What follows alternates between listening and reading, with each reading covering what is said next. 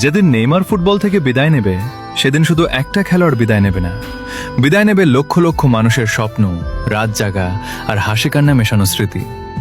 Brazil team support করে শুধু নেইমারের জন্য হয়তো সেদিন থেকে টিভির সামনে কেউ আর আগের মতো বসবে না। রাত 2টার ম্যাচ, যেখানে চোখে ঘুম কিন্তু মনে শুধু একটাই অপেক্ষা, আজ নেইমার কি ম্যাজিক দেখাবে। হয়তো কেউ আর সেই অপেক্ষায় থাকবে না। যে ছেলেটা ড্রিবল করে 3 থেকে 4 জনকে কাটিয়ে যেত, যে হাসি মুখে খেলতো, যে হারলেও কাঁদতো, জিতলেও কাঁদতো, সে একদিন চুপচাপ বলবে আমি আর খেলবো না। সেদিন তার ভক্তদের চোখে পানি থাকবে। কেউ হয়তো চুপচাপ স্ক্রিনের দিকে তাকিয়ে থাকবে, কেউ হয়তো ভিডিও রিওয়াইন্ড করে পুরনো গোল দেখবে, আর ভিতরে ভিতরে বুকটা ভেঙে যাবে।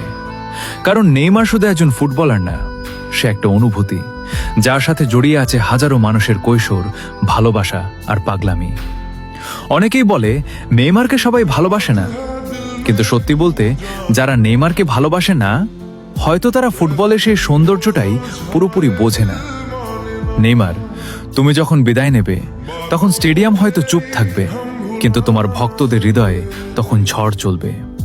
কারণ কিংবদন্তিরা কখনো হারিয়ে যায় না, তারা থেকে যায় প্রতিটা ড্রিবলে, প্রতিটা স্মৃতিতে, প্রতিটা ভালোবাসায়।